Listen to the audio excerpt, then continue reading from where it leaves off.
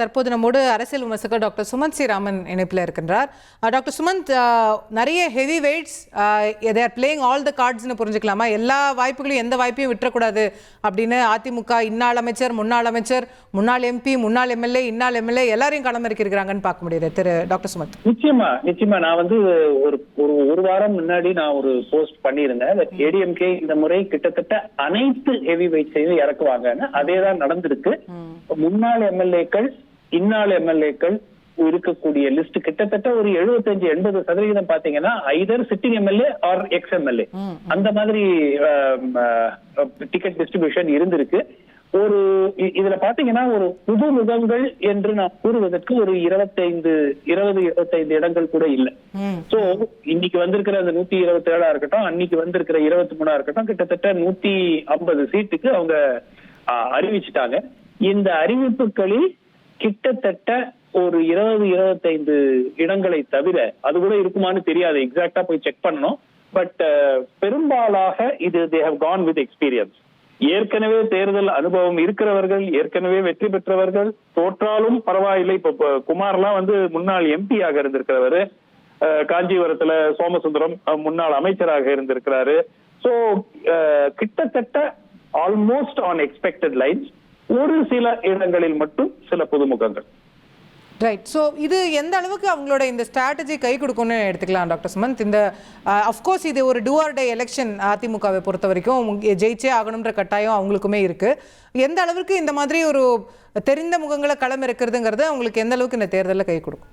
இல்ல, நிச்சயமா வந்து தெரிந்த முகங்களை களம் இறக்குறதுல ஒரு பிளஸ் இருக்கு, ஒரு மைனஸ் இருக்கு. அவங்க சிட்டிங்கா இருந்து ஒரு 2-3 வாட்டி எம்எல்ஏக்கா இருந்தாங்கன்னாக்க அவங்க மேல ஆன்டி இன்கம்பன்சி இருக்கக்கூடிய ஒரு வாய்ப்பு இருக்கு. ஆனால் அவர்களுக்கு இந்த தேர்தல் மேனேஜ்மெண்ட் எப்படி அப்படிங்கிறது நன்றாக தெரிந்திருக்கும்.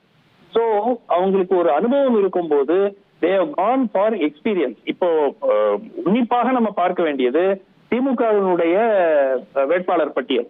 அதுல வந்து இதே மாதிரி திருப்பியும் சிட்டிங் எம்எல்ஏஸ் எல்லாம் ரீநாமினேட் பண்றாங்களா, எவ்வளவு பேர் புதுமுகங்களை கொண்டு வராங்க, இதெல்லாம் பார்க்க வேண்டி இருக்கிறது.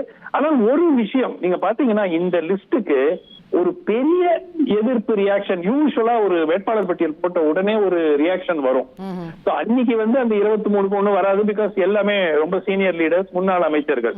இன்னைக்கு கிட்டத்தட்ட ஒரு நீங்க பாத்தீங்கன்னா நான் ஒரு பெருமளவுல ஒரு ரியாக்ஷன் வரும் என்று எதிர்பார்க்கவில்லை. ஏன்னா கிட்டத்தட்ட எல்லா சீனியர் லீடர்ஸ்க்கும் டிக்கெட் கொடுத்துட்டாங்க and on expected lines.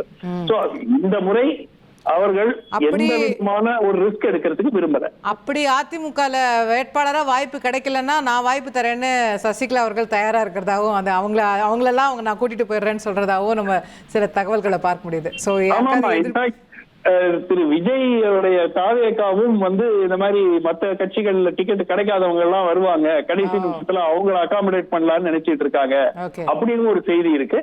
But இந்த லிஸ்டை பார்த்த பிறகு பெரும் அளவுல ஒரு அதிருப்தி இருக்கும் என்று நான் எதிர்பார்க்கவில்லை.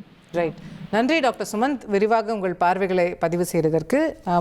அதிமுகவினுடைய 2ஆம் கட்ட வேட்பாளர் பட்டியல் வெளியாகி இருக்கிறது, அதை பற்றி தான் விரிவாக பார்த்து வருகின்றோம். ஏற்கனவே 23 பேர் அடங்கிய முதற்கட்ட பட்டியலில் பெரும்பாலும் முன்னாள் அமைச்சர்கள், அதிமுகவினுடைய முன்னணி முகங்களாக நாம் தொடர்ந்து பார்த்து வரக்கூடியவர்கள் 23 பேர் அதில் வந்தாங்க.